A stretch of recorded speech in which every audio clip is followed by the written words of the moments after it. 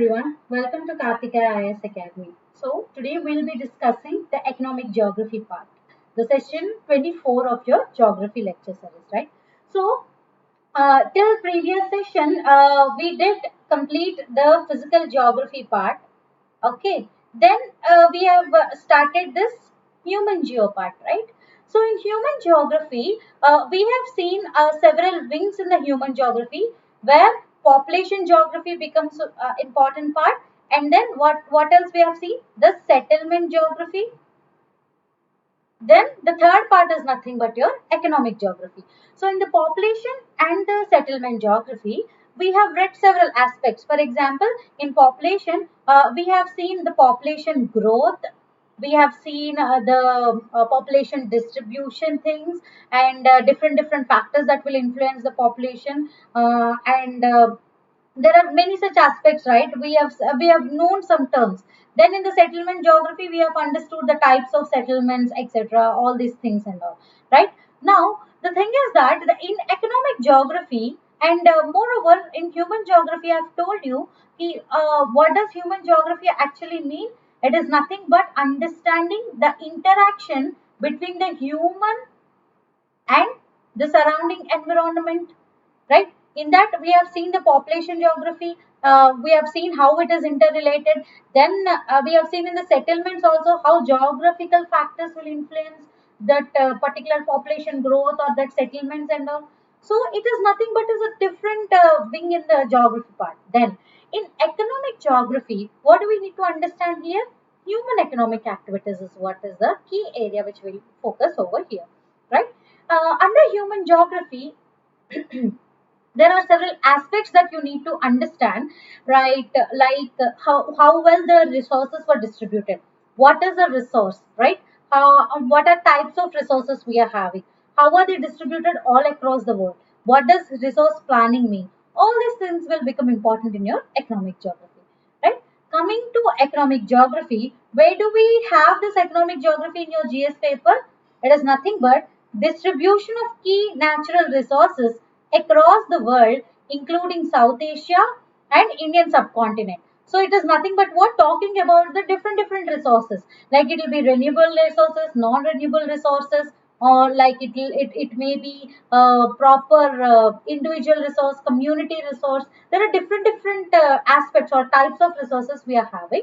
All those things will be read under this particular line. And in economic geography part 1, we will be emphasizing on all the resources like iron ore, coal, petroleum, natural gas, whatnot, all the different resources, non-metallic, metallic resources, all these resources, and how are they distributed all across the world? Like where you can what we say, where all you can see the presence of iron ore, where all you can see the different presence of different other minerals. All these things will be read under what? Distribution of key natural resources across the world. Under this wing, we will be understanding that, right? And the other part is factors responsible for the location of primary, secondary, and tertiary industries, which is nothing but I've told you in the like in the syllabus session itself that resources present over there will decide what kind of industry need to be set up over there. For example, for the establishment of iron and steel industry, iron ore have to be there. So if you observe the Tata iron and steel industry, where do we have that thing? Right, in Jharkhand region, right? So why do we have the iron and steel industry there? Because that particular Chota Nagpur Plateau region is rich in what? Iron ore. If you open your what we say, the Oxford Atlas, and if you just observe the resource distribution, there you can see how this so-called iron ore is being distributed in Chota Nagpur Plateau. And that is the reason why it is just what? It is just supporting the establishment of this so-called iron and steel industries, right? So resources we learn, and these resources in turn gives a connectivity for the establishment of resources. I mean, sorry, industries. Are you getting it? If you have a resource, you'll have an industry there. What kind of resource and what kind of industry will be set up there? That is interlinkage we will learn. So this whole part will become a single part. Are you getting it? If you just see it as a different aspects, that will be a different story. But if you just see the whole part as one single aspect, that will become a comprehensive preparation for your economic geography. Are you getting it? So this is how economic geography will be there in your GS.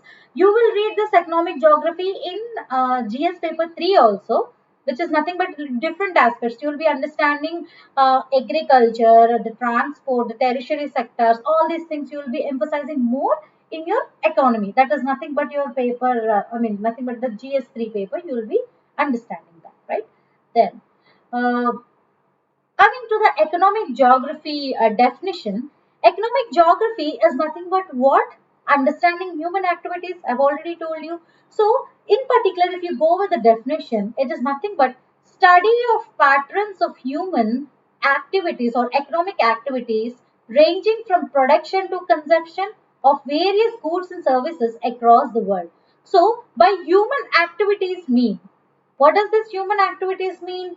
We mean that production, the location, the distribution, consumption, exchange of resources, spatial organization of the human activities, and etc. All these things will be read under what? Human activities. So what does economic geography mean? It is nothing but understanding the patterns, how human activities or economic activities are influencing because of some geographical factors, because of the availability of resources, industries.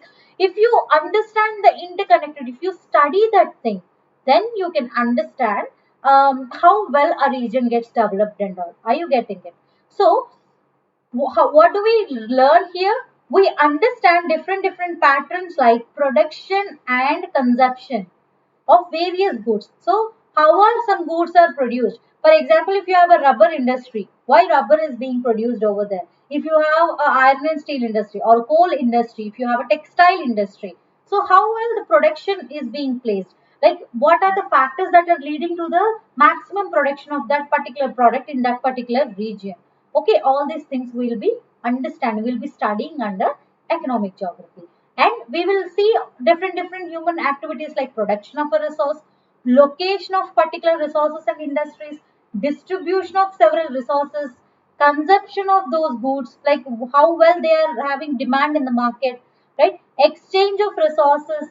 Okay, for example, there are several countries which are rich in particular resource. For example, the Gulf nations rich in what? Petroleum and natural gas. So what do? We'll exchange the resources. We'll just buy from them. We do trading and all. Trade will be done. So all these things will be understood under what? Economic geography.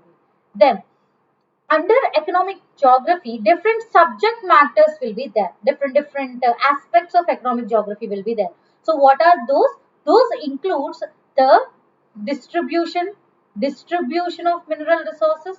So what are mineral resources? We are having different mineral resources: gold, silver, platinum, iron, coal, aluminium, bauxite, dolomite, whatnot. Different mineral resources. All these resources, where are they distributed? How we can establish an industry over there? So all these things will be understood. Location of particular industries will be understood. Economics of agglomeration will be understood. What does this agglomeration mean? Agglomeration. So if you remember in your syllabus session, I told you, for example, if you have your academy here, okay, your Kartikeya IAS Academy or your institute is being placed over here. Let us say this is your academy A. Okay, then what happens? Because it is educational institute, there will be several other educational institute which will be placed around. If you see this your Dwarka Nagar itself, what happens there? There will be different educational institutes which will be established there. So due to which, if there is more presence of education institutes, there will be presence of some famous bookstores over there. If you see, you have Jyoti Book Depot, you have Gupta's, you have different book depots over there. Why is it so? Because where there is an institute, there will be demand for books. That is the obvious reason. So bookstore will be developed.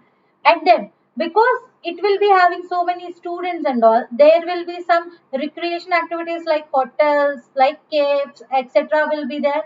Shopping malls will be there. And then what we say, banks, etc. will be there. If you see one particular institute, maybe not our institute, but there will be several other institutes also which have been started earlier, right? So all those things, what all those things will be creating such conditions for the establishment of different other industries. Are you getting it? So this kind of growth is nothing but what? Agglomeration. This is nothing but like, because of presence of one particular aspect or presence of one particular aspect, if there are several other industries which were growing all around, it is nothing but agglomeration, we call it as. The term agglomeration represents that, right? Economies of agglomeration is nothing but what? Economies of urbanization. That is nothing but the development. Then the transportation, the international trade, relationship between the environment and the environment in the economy is also studied under what? Under the wing of economic geography, right? Now, we understood what does economic geography mean. It obviously comes under human geography part. So, what is the importance of economic geography? How well economic geography can be useful for you guys if you become a district administrator. So that is also a main aspect which we need to emphasize, right? So we'll understand the importance of economic geography now. Okay. So, importance of studying this economic geography. What economic geography will facilitate you? So, what does it do? It allows us to understand area's economy. For example, if you take particular region, it may be an industrial hub, it may be a agriculture rich, or it may be several other things. Service sectors will be more. If you just take three examples, take your this SEZ region or this side in Gajwaka, this places you have SEZs, right, which is nothing but industrial region. And if you take Bangalore, it is nothing but what? A hub for software engineers, electronic city. And if you take Godavari Krishna region, what is that? Agriculturally rich. So, if you understand this economic geography, you will understand area's economy and economic relationship with other areas around the world. So how well this is related to this? For example, there was an instance where I think President of America once said that Bangalore is in a way, sorry, he used a term called Bangalore. For Bangalore, matlab what? What does it mean? It is nothing but most of the software employees will be recruited over there. For that, he used some word called Bangalore, and it is also called as California city. Like Bangalore city is having some conditions like California and all. It means you will understand how this economic development will lead to the relationship with the other countries. Are you getting it? So this is what is the importance of economic geography. You'll understand the interrelationship between environment economy. You'll understand the relationship between the worlds, I mean, within the countries and all. That is what economic geography will facilitate you. Then what else it will help? It helps us to understand the reasons and methods of the development of a region. And also it will therefore give you a brief view of lack of development thereof. So, for example, if you take Rajasthan region, okay, do you think Rajasthan people are not intelligent enough to develop their state? Is that a reason? So, do you think they are dumb enough to, they are dumb so that they are not able to develop? No. It is just because some reasons like geographical, economical, and socio-cultural aspect which is just influencing or hindering the development. What's happening in Rajasthan? It is not a state where you can have fertile soil, so agricultural activities cannot be there. So how will you turn that Rajasthan as? You can implement some solar power plants over there because sun rays will be more, right? The daylight will be more. So instead of seeing that as a agricultural lacking state or something like that, you can set up industries instead, right? So that Rajasthan will develop, it will produce electricity and it will trade, and it will get what are all the resources which is lacking, for example, food and all. Are you getting it? So there are several other reasons for the hindrance of the development of that particular region. So how will you understand this thing? By understanding the economic geography. You'll understand what is the reason, what are the methods that we can implement for the development of a region, and we'll also understand why this development is lacking in particular region. Because the thing is that when you become an administrator, you need to understand the economic activities in particular region, right? then only you can implement some development activities, or you can what we say, innovate some different methods of development. For that also you need to understand economic geography. And economic geography not only just gives you a view of these things, but also it will give the solutions for the economic developmental challenges. Okay, that's what. For example, if you take Rajasthan itself, I've told you, because it is a state where agriculture cannot be emphasized more. How will you utilize that land? You can utilize it as a solar power plant, right? So solar power plants can be installed there. So this is what is a solution for the economic development challenge. So how will you understand the solution? By understanding the economic geography aspects of that particular region. So this is how economic geography will be helpful. Now we need to understand what are all the aspects that will be there under economic geography. Okay. So, coming to the aspects which were there in the economic geography, there are particularly four main aspects in economic geography. What are all they? Understanding the agriculture patterns, crop productivity, crop patterns, and all. The mineral resources which were present, energy resources, and industry. In in your general studies paper 1 under geography syllabus, we have seen two lines, right? Distribution of key natural resources in South Asia, in Indian subcontinent, and all across the world. So that is nothing but the mineral and the energy resources which he is talking about. And then the establishment of all factors influencing the establishment of primary, secondary, and tertiary industries, right? So what are those primary, secondary, and tertiary industries? Which is nothing but the agriculture and other industries. It may be the so-called what we say other industries like iron and steel. Okay, the shipping industries, the coal mining and all. Okay, all these things will be right under what? Agriculture and industries. So coming to the major economic geography part, agriculture as such will be read under, okay, in your Indian geography. Okay, so agriculture will be read under Indian geography because agriculture is a different aspect where you need to understand different patterns of agriculture, types of cropping patterns and all. What is a fallow land, net sown area? All these terms will become important over there. So which we will be learning in this Indian geography part, right? And coming to the industries, we will learn that in economic geo part 2. In the further sessions, we will understand this. So, in this particular session, we will understand what does mineral and energy resources mean, and how are they distributed, and how well you can utilize it. So, distribution is nothing but not only with respect to world, we will see the distribution of key natural resources with respect to India. All right. So in this particular session, what is our emphasis? What is the agenda of this session?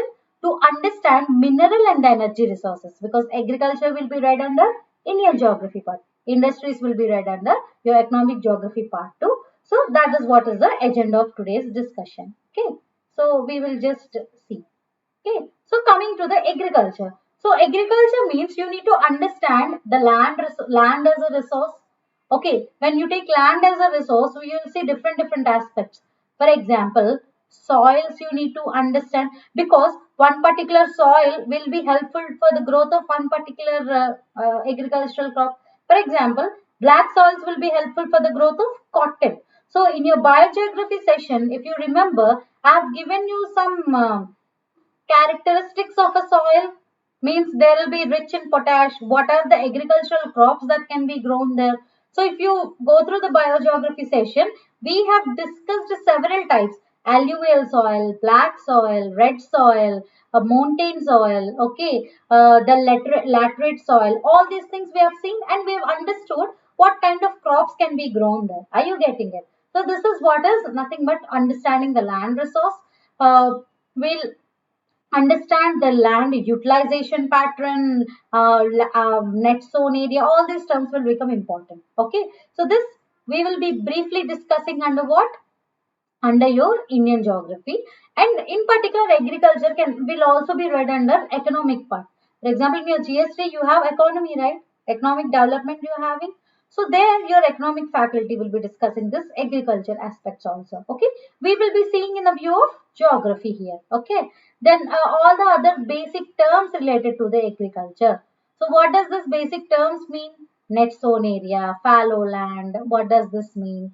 Okay, and what is agricultural productivity, crop productivity, and irrigation facilities, and several government schemes, and what is the other thing which we can see under this? Yeah, cropping pattern we can see, like how crops are grown, like different types of farming, the step farming, sheet belt, creating sheet belts and all, shelter belts and all. So all these things are basic terms related to agriculture that we'll understand.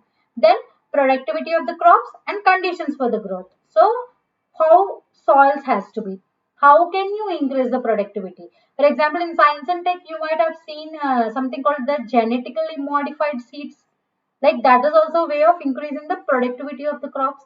So that those are all things will become a part of agriculture. So these are main aspects of agriculture. So this we'll be learning in Indian geography part. But for now, we'll be understanding mineral and energy resources.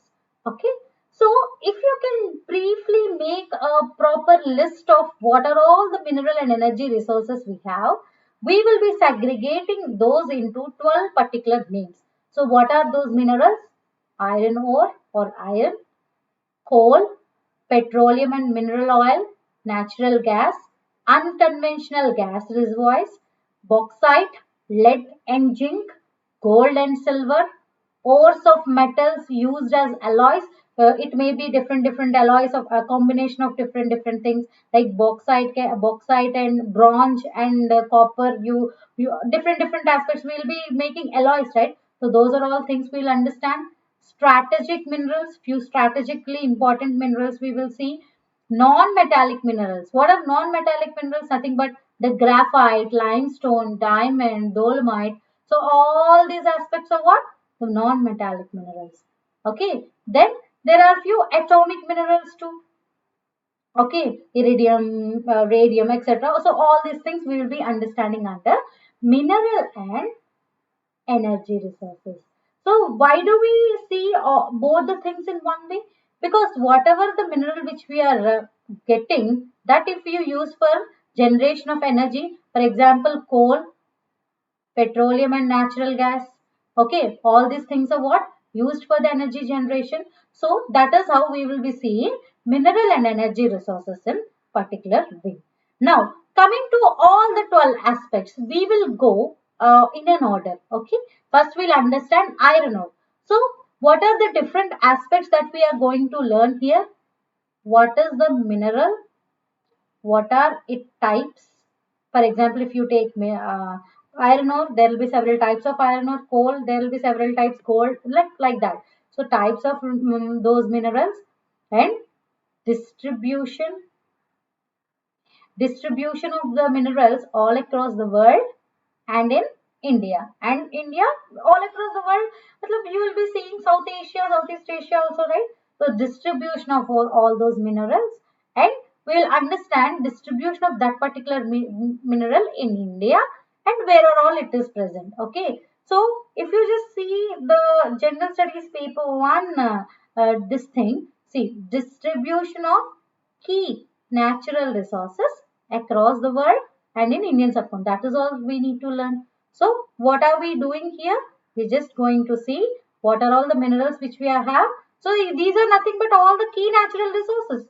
Don't you think so? Right? So all these are key natural resources. We'll understand its distribution. Distribution means what? Where are they available? They are there available in particular world, in particular country and all is what we'll be emphasizing here. Correct? Now we'll be seeing the iron ore first of all. Okay. So when it comes to mineral, what are the three things we need to see? Mineral, its types, its distribution. Right? So we'll see iron ore. So if you see iron as a mineral, what are the types of iron ores we are having? There are different types of iron ore which becomes important. What is the second aspect we'll focus? Iron ore distribution in the world. In the world means we cannot go country wise, we'll go continent wise. Like Asia, Africa, North America, South America, Australia. So this is how we'll understand the distribution of iron ore. Where are all places iron ore can be present in that particular continents is what we'll be seeing. Then what is the third aspect? Iron ore distribution in India. Alright, so this is what we'll be understanding. Then coming to the types of iron ore. So based on the amount of ore or iron content, amount of the ore and the iron content, iron ore is classified into various types. So based on the iron content, if you see gold, there will be 22 carat, 916, etc., etc. It is nothing but the purity, right? So it is nothing but naming a particular mineral content based on its purity, quality. So like that only, iron ore also will be having different categories, okay, based on ore and the iron content. So what are all those? The first one is magnetite. Okay, magnetite, hematite are nothing but the fine quality ores. So among the iron ores, magnetite and hematite are very fine quality. Okay, so that is what you need to remember. There may be a prelims question asking about what are the, among the following which iron ore has a which of the followings have more iron content. Then it will be magnetite and hematite, right? Then Lemotite, Cedrite are inferior ores that have own unique characteristics.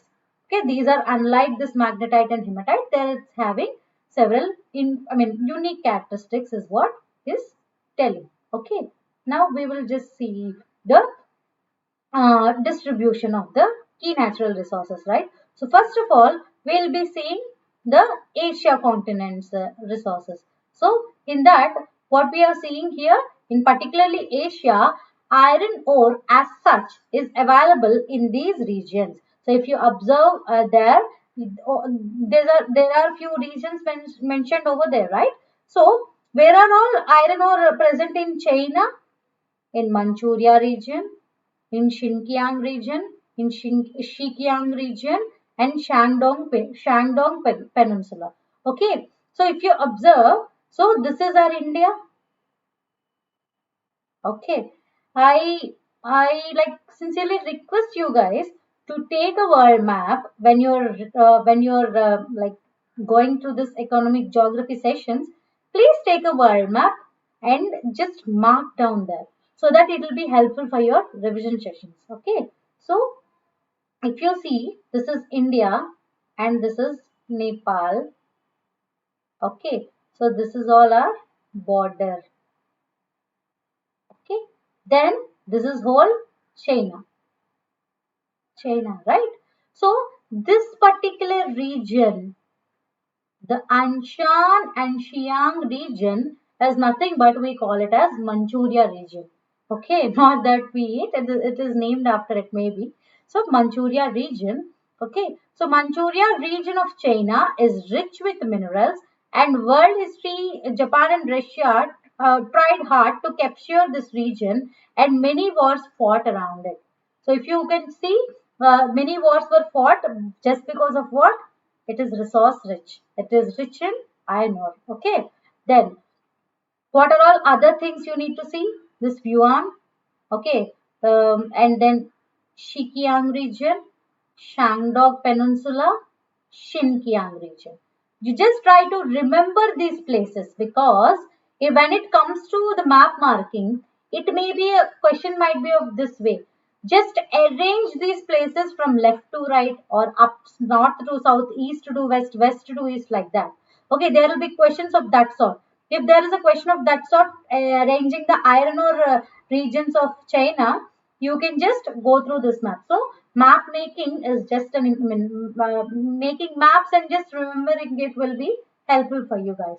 So if you just see, Japan is one of the biggest importance of iron ore here, and it has no iron ore reserves but has a flourishing iron and steel industry. This particular example you need to remember because in the further economic geography sessions, we'll understand not only resources then but also the resource planning aspect. For example, I've told you, right? It will give us what in the importance of economic geography. I've told you economic geography will give us solutions for the economic development, right? For example, if you take maybe I might have told you in your classes also that if you take Africa and Japan region, Africa is resource rich, but despite having resource richness, it is not able to develop. Japan is not having so many resources, but still it is developed. Why? Because resource presence is not only the major factor, but also resource planning plays a major role. If you are not able to plan your resources well, it is of no use. If you take Africa, that is what I'm telling. If you take Africa, it should be a developed nation than any other continent in this world because it is so resource rich that nobody can match their thing. But still, it is hindering. I mean, the growth and development is hindered there. Why is it so? No proper resource planning. It may be the colonial factors also, but still, resource planning becomes more important, is what you need to understand here. And Japan becomes one such exemplary nation where it, in spite of not having resources also, it is just trying to manage them and have a flourishing iron and steel industry. So where do we have iron and steel basically? Where iron ore is available. But still, there are few countries, in spite of not having those industries and all, they are just flourishing. Then, low grade ore all across China, and so China depends on imported ore from Australia, Brazil, Russia, and produces steel domestically, and it leads in the steel exports. So India's exports to China declined due to the court orders, and India had to import iron ore from the other countries. So this is what is a current affair topic that you need to understand over here. And China, being a country where iron ore is not having proper iron ore content. I've told you, right, magnetite and hematite, which are iron content rich minerals. So if you're not having those minerals, you need to import from another countries like what China is doing. Then iron ore distribution in several other nations is what you need to understand here.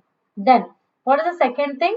Iron ore in Europe in different regions like Ruhr, South Wales, okay, Krivoy Rock, Bilboy and Lorraine. So these are all the places where iron ore is available. So if you take Europe, okay, you have this Ruhr region here, Lorraine region, Bilbao region, okay, Pyrenees, Kutch, Kirvoy Rock, Kiruna, and Dannemora. So just and this is South Wales and Midland, which we call it as. If you just observe, so this is nothing but your South Wales. Okay, this is Lorraine and this is Bilbao. This is Paris. This is Ruhr. Okay, then this is Kutch region. So these are all the main things which we need to remember when it comes to what? When it comes to the iron ore distribution in Europe in particular. So if you see this particular place, the road place is flourishing with what? Automobile industries. Flourishing with automobile industries like what? Volkswagen, Benz, Audi, BMW, and many more automobile companies have their headquarters here. Why do we have there? Because of the automobile industries need iron ore because the upper part is made of iron ore, right? So automobile industries will be there all around the that rural place. Why? Because of the flourishing. They are flourishing over there. Why? Because of the presence of iron ore. Now you understand why is it happening. If you see industry is being set up because of the presence of resources, this is how you need to interconnect. If you see Volkswagen, Benz, Audi, BMW, all these are having headquarters where? In that particular region called Ruhr. Why? Because of the presence of iron ore. Then, if you see this Russia, this particular region over here, okay, so Russia has lot of reasons to capture eastern Ukraine, which is Kirvoy Rock iron reserves and Donbass coal mines which are present over here. So in the distribution of coal, then we will see that Donbass coal mines. But for now, you need to see this place, emphasize this place, which is nothing but Krivoy Rog region. Now, do you understand why Russia has captured that eastern part of Ukraine? Why? Because of the presence of the resources over there. Okay, then we will see the iron ore distribution in Africa. Okay, so in Africa, there are several regions which are resource rich, which is nothing but the Morocco, the Algeria, and Tunisia. If you see, this is Morocco, Algeria, Tunisia. Then, if you see here, Liberia. So, these are all the places where iron ore is present. So, if you just observe, there is no significant iron ore reserves in Africa except in South Africa region. Significant iron ore, matlab, you are talking about the quality iron ore. So, if you see, here you have Transvaal region, okay, which is nothing but your South Africa. So most of the iron ore from here goes to Chinese blast furnace. So Chinese were taking all these things over here. So this is what is the key distribution of resources in Africa. So now we can you just recall in China. Let me just get back to this.